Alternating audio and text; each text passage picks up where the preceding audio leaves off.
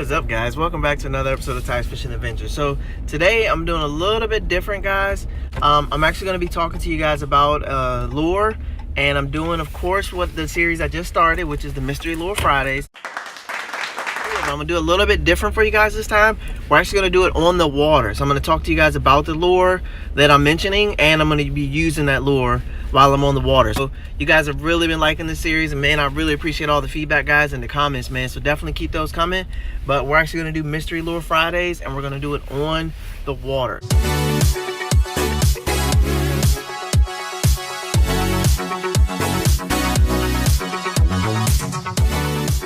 All right, guys, so like I said, we're doing Mystery Lure Fridays. I'm actually going to do it on the water today. A couple lures out my tackle box, and I'm going to talk to you guys about it. So what I'm going to do is I'm going to leave this one open as far as the brand and all that stuff. Just more so a type of lure, but this just basically goes to show you guys that I do fish it right out of my tackle box. And that is the swim jigs. So I didn't fish a lot of swim jigs. I didn't fish a lot of jigs at all to start my fishing career, to be honest with you guys. I didn't fish a lot of jigs. I mean, like, and I say a lot, I mean like none. I didn't fish jigs at all. My very first fish I ever caught in my life was on a jig, but it was a I couldn't even tell you what kind of jig it was, to be honest, guys. I don't want to lie to you guys.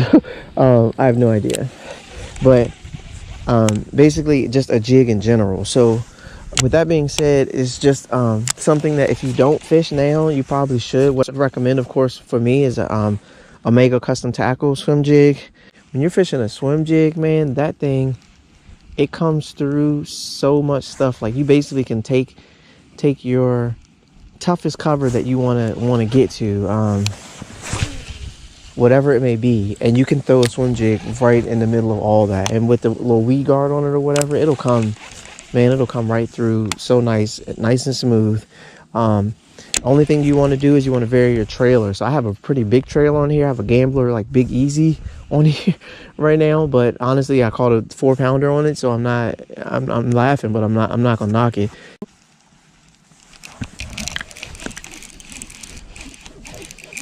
There you go. I don't know if it's hooked good or how it's hooked. It's taking off though. No.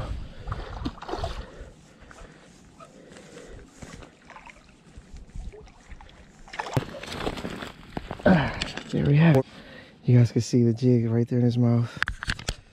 It just depends on what you're going for. You can, of course, go down trailer size. That you want to play around with. That you use your favorite soft plastic. You want a paddle tail or different kind of tail. That's completely up to you guys, whatever you want to do on that. But hopefully you guys can see that. But look at this. Like, look at how it's coming. Like, basically I can throw it right here in the middle of that stuff, and it'll come right through. Does that, I mean, like, if that doesn't say, so I just pitch it out nice and easy.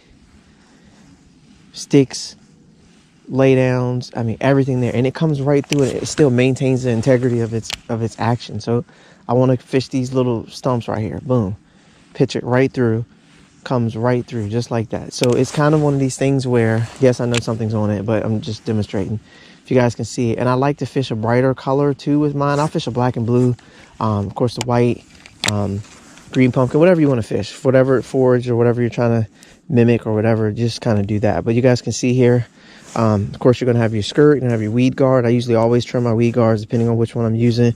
I like a really big hook on mine. I really love a big hook. Like I said, I got a Big Easy on here now. You want to make sure when you rig it up, it goes right down the center. When you're rigging it up, right down the center. And again, a lot of you guys that follow my channel, you guys know about fishing. You guys are familiar with swim jigs. You fish them all the time. You're like, dude, why are you telling us about a swim jig? Okay, I get it. That's fine.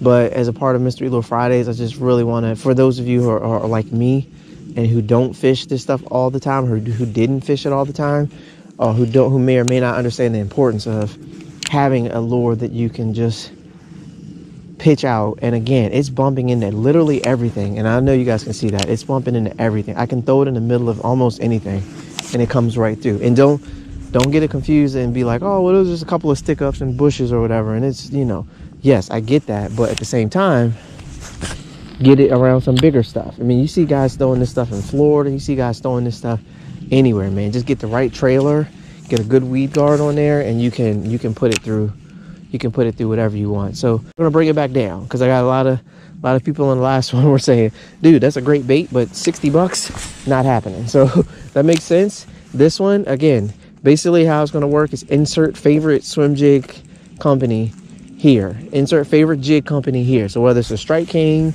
like I said, mine's Omega Custom Tackle, whatever the case may be, insert favorite swim jig maker here. Pick up a few swim jigs, different colors, different weights. You want 3/8, half, I mean, whatever it is.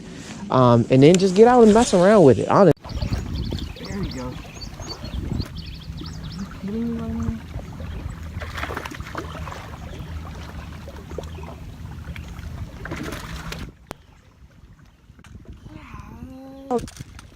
Because this is something that made me gain more confidence in it, like I do with all my lures. I pick up a lure, I put it on a rod, and I don't put it down.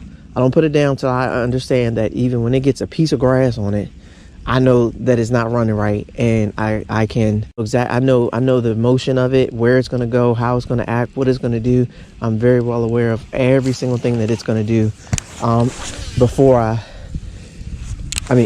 put it down. I won't put it down until I'm well aware of my action, all of that stuff. I have to know what it's doing in the water. I have to be able to visually picture in my brain what it's doing. So I know I just came through a little patch of grass.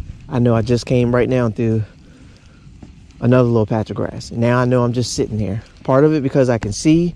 The other part of it is because I know what it feels like when it's doing certain things. So if I pitch out right there, I know it's open water, open water, open water, open water. Boom, just bumped a piece of grass.